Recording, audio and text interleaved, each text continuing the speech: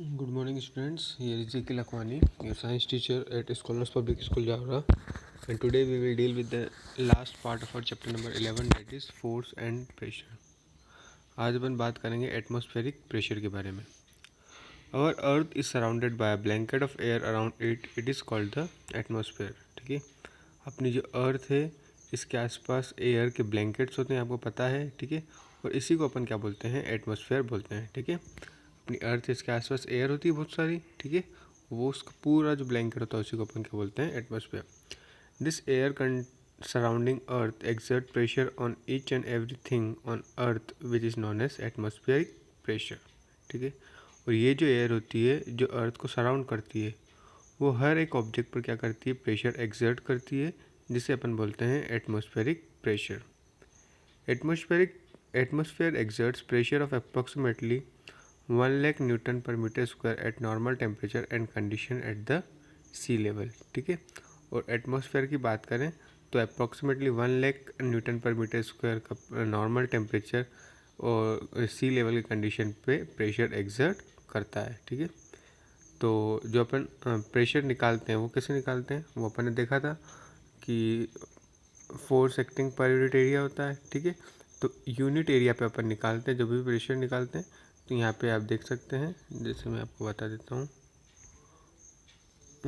ये आपको दिख रहा होगा, ये वाला है. ठीक है. यहाँ पे 1 मीटर स्क्वायर अपन को सरफेस एरिया लिया गया है, जिसपे अपन ने weight of air column calculate किया है ना, और जिससे अपन ने क्या निकाला है? एटमॉस्फेरिक प्रेशर को कैलकुलेट किया है. ठीक है. तो इस तरीके से अपन इसे निकाल सकते हैं. इसके बाद अपन आगे देखते हैं और क्या दिया हुआ है. Atmospheric pressure at any place is defined as the force exerted by the atmospheric column per unit area of surface at that place. ठीक है. तो एटमॉस्फेरिक प्रेशर जो होता है किसी भी प्लेस पर. ठीक है. सबसे पहले अगर अपन प्रेशर की ही बात करें तो प्रेशर क्या होता है? फोर्स एक्टिंग पर यूनिट एरिया. तो ऐसी जो एटमॉस्फेरिक प्रेशर होता है किसी भी अपन प्लेस पर निकाल रहे हैं, तो जो एटमॉस्फेयर जो फोर्स एक्सर्ट कर रहा है पर यूनिट एरिया पर किसी भी सरफेस के, उसी को अपन क्या बोलते हैं? एटमॉस्फेरिक प्रेशर बोलते हैं. इसकी एप्लीकेशन देखते हैं कहाँ कहाँ इसका यूज़ होता है. There are examples in our daily life where we can see the application of atmospheric pressure. ठीक है. अपनी डेली लाइफ से कुछ रिलेटेड एग्जाम्पल है एटमॉस्फेरिक प्रेशर के, वो अपन देख सकते हैं. सबसे पहला दिया हुआ है drinking with a straw. When drinking from a straw, one has to suck the straw. This causes the pressure in the straw to decrease. The external atmospheric pressure, which is greater, will then act on the surface of water in the glass, causing it to rise through the straw. ठीक है. जब अपन क्या करते हैं, जो straw होती है, ठीक है, स्ट्रॉ से जब अपन कुछ भी ड्रिंक करते हैं तो अपन को क्या करना पड़ता है? स्ट्रॉ को अपन सक करते हैं. ठीक है. जिसकी वजह से क्या होता है? जो स्ट्रॉ के अंदर का प्रेशर होता है वो डिक्रीज हो जाता है. ठीक है. अब जो एक्सटर्नल एटमॉस्फेरिक प्रेशर है, नॉर्मली इसे देखा जाए तो एटमॉस्फेरिक प्रेशर तो रहता ही है. तो जो नॉर्मल एक्सटर्नल एटमॉस्फेरिक प्रेशर है वो क्या हो जाता है? ज़्यादा हो जाता है. अब क्योंकि स्ट्रॉ के अंदर तो प्रेशर कम हो गया, तो एटमॉस्फेरिक प्रेशर क्या हो जाता है? ज़्यादा हो जाता है. और फिर वो सरफेस ऑफ वाटर पे वही एक्ट करता है ग्लास के अंदर, जिसकी वजह से क्या होता है कि वो जो पानी है वो राइस अप हो जाता है. ठीक है. तो ये अपना ड्रिंकिंग विद स्ट्रो का होता है. ऐसे जो रबर शक्कर रहता है वो भी अपना किस पे? एटमॉस्फेरिक प्रेशर के ऊपर ही डिपेंड करता है. ठीक है. तो ये भी आप देख सकते हैं. इसके बाद कुछ इन्फॉर्मेशन दी हुई है अपन को साइंस से related. A manometer is a device for measuring fluid pressure. Manometer क्या होता है? एक डिवाइस होता है जो फ्लूइड प्रेशर को मेजर करता है. तो फ्लूइड क्या होते हैं ये मैं पहले ही बता चुका हूँ आपको. फ्लूइड जो फ्लो कर सकते हैं, जैसे लिक्विड की बात करें अपन, गैस की बात करें, तो ये ऐसी चीज़ें जो क्या कर सकती है? फ्लो कर सकती है. इसलिए अपन इन्हें क्या बोलते हैं? मैनोमीटर बोलते हैं. This could be atmospheric pressure और द प्रेशर ऑफ गैसेस और लिक्विड. ठीक है. अब ये एटमॉस्फेरिक प्रेशर को भी मेजर कर सकते हैं, या गैसेस या लिक्विड के अपन प्रेशर की बात करें तो उनको भी मैनोमीटर मेजर कर सकता है. There are many types of manometer devices including mercury manometers and digital manometers. ठीक है. बहुत सारे मैनोमीटर्स होते हैं जिसमें अपने पास मर्क्यूरी मैनोमीटर भी होते हैं, डिजिटल मैनोमीटर भी होते हैं. ये सब मैनोमीटर के टाइप्स हैं. Atmospheric pressure is commonly measured with a barometer. ठीक है. अब जो एटमॉस्फेरिक प्रेशर रहता है वो कॉमनली अपन कैसे मेज़र करते हैं? ये अपन बैरोमीटर की हेल्प से मेज़र करते हैं. In a barometer, a column of mercury in a glass tube rises or falls as the atmospheric pressure changes. ठीक है, अब इसमें क्या होता है, एक कॉलम रहता है मरकरी का ग्लास ट्यूब में, जो या तो फॉल करता है, नीचे आता है, या राइज करता है जब एटमॉस्फेरिक प्रेशर क्या होता है, चेंज होता है। ठीक है, जैसे मैं आपको बताऊं तो ये जो आपको दिख रहा होगा ये वाला पोर्शन, ठीक है, इसमें रेड रेड कलर का जो आपको दिख रहा है ये लिक्विड होता है मरकरी। अब मरकरी की एक खासियत है कि क्या, ये एक ऐसा मेटल है जो लिक्विड होता है रूम टेम्परेचर पर। नॉर्मली अपन जितने भी मेटल की बात करते हैं ना वो सब सॉलिड होते हैं, लेकिन मरकरी एक ऐसा मेटल होता है जो कैसा होता है, लिक्विड होता है। ठीक है, अब जब प्रेशर क्या होता है, इंक्रीज होता है, डिक्रीज होता है, उसकी वजह से क्या होता है, इसका लेवल भी अप और राइज होता है, जैसे आप यहाँ पे देख सकते हैं। ठीक है,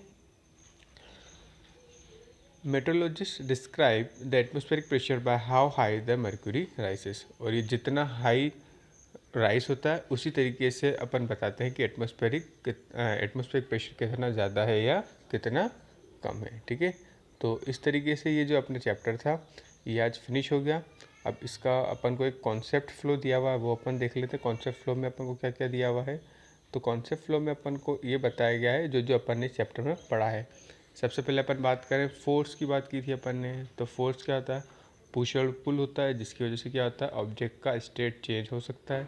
मतलब जो स्टेट रेस्ट पर था वो मोशन में आ सकता है, जो मोशन में था वो रेस्ट पर आ सकता है, स्पीड चेंज हो सकती है, डायरेक्शन चेंज हो सकती है, ये सब फोर्स की वजह से होता है। ये अपन ने देखा था। फोर्स के टाइप देखे थे अपन ने, contact force, non contact force. Contact force क्या होते हैं, ये तब आते हैं, ऐसे फोर्स होते हैं जिसमें इंटरेक्टिंग बॉडीज़ क्या रहती है, एक दूसरे के कांटेक्ट में रहती है, जिसमें अपन ने इसके भी एग्जांपल्स देखे थे। इसके बाद अपन ने नॉन कांटेक्ट फोर्स देखे थे। इसमें कुछ ऐसे फोर्स रहते हैं जिसमें इंटरेक्टिंग बॉडीज़ क्या रहती है, एक दूसरे के डायरेक्ट कांटेक्ट में नहीं रहती है। ठीक है, अब और क्या हो सकता है इसमें, अच्छा एसआई यूनिट देखी थी, तो एसआई यूनिट क्या थी अब फोर्स की, एसआई यूनिट न्यूटन थी। ये भी अपन ने ऑलरेडी यहाँ पे देख ली थी। ठीक है, ये चीज़ भी अपन ने डिस्कस कर ली। ठीक है, ये भी हो गई, ये भी हो गई। नेक्स्ट अपन देखें तो ये फोर्स की डेफिनेशन भी अपन ने देख ली थी। इसके बाद अपन ने देखा था प्रेशर। तो प्रेशर क्या होता है, फोर्स एक्टिंग पर यूनिट एरिया, या पर यूनिट एरिया पर जितना अपन फोर्स अप्लाई कर रहे हैं उसी को अपन क्या बोलते हैं, प्रेशर बोलते हैं। इसका फॉर्मूला क्या होता है, force divided by area. SI unit की बात करें तो क्या होती है, न्यूटन पर मीटर स्क्वायर, और इसी को अपन क्या बोलते हैं, पास्कल भी बोलते हैं। अब प्रेशर जो होता है वो दो चीज़ों पर डिपेंड करता है, पहला होता है फोर्स एंड सेकंड होता है एरिया। जितना ज़्यादा फोर्स उतना ज़्यादा प्रेशर, जितना कम फोर्स उतना कम प्रेशर। वो एरिया के इन्वर्सली प्रोपोर्शनल होता है, जैसे जितना ज़्यादा एरिया उतना कम प्रेशर, और जितना कम एरिया उतना ज़्यादा प्रेशर। ठीक है, तो ये चीज़ भी हो गई अपनी। इसके बाद अपन ने कांटेक्ट और नॉन कांटेक्ट फोर्स में इसके टाइप्स भी देख लिए थे, जिसमें अपन ने muscular force, frictional force, magnetic, gravitational और इलेक्ट्रोस्टैटिक फोर्स से डील किया था। मस्कुलर फोर्स और फ्रिक्शनल फोर्स कौन से थे, अपने कांटेक्ट फोर्सेस थे। वहीं मैग्नेटिक, ग्रेविटेशनल और इलेक्ट्रोस्टैटिक फोर्स कैसे थे, नॉन कांटेक्ट फोर्स थे। तो आज ये अपना जो लेक्चर है, मतलब जो पूरा चैप्टर है ये पूरा अब अपना फिनिश हो चुका है। अब आने वाले लेक्चर में अपन इसके जो भी क्वेश्चन आंसर्स वगैरह हैं उससे डील करेंगे। अगर इस चैप्टर में आपको कोई भी डाउट आता है तो नीचे मुझसे कमेंट सेक्शन में ज़रूर पूछ लें। इसके अलावा जैसे ही मैं क्वेश्चन आंसर कंप्लीट करवाता हूँ, आपके पास एक टेस्ट सीरीज़ आएगी इस चैप्टर की, जिसमें आपका सबसे पहले तो एमसीक्यू का टेस्ट लिया जाएगा, उसके बाद इसके जो क्वेश्चन आंसर है उससे रिलेटेड आपको एक टेस्ट देना है। ठीक है, तो जो भी डाउट हो आप नीचे कमेंट सेक्शन में पूछ लें। होपफुली आपको अच्छा लगा होगा। Thank you.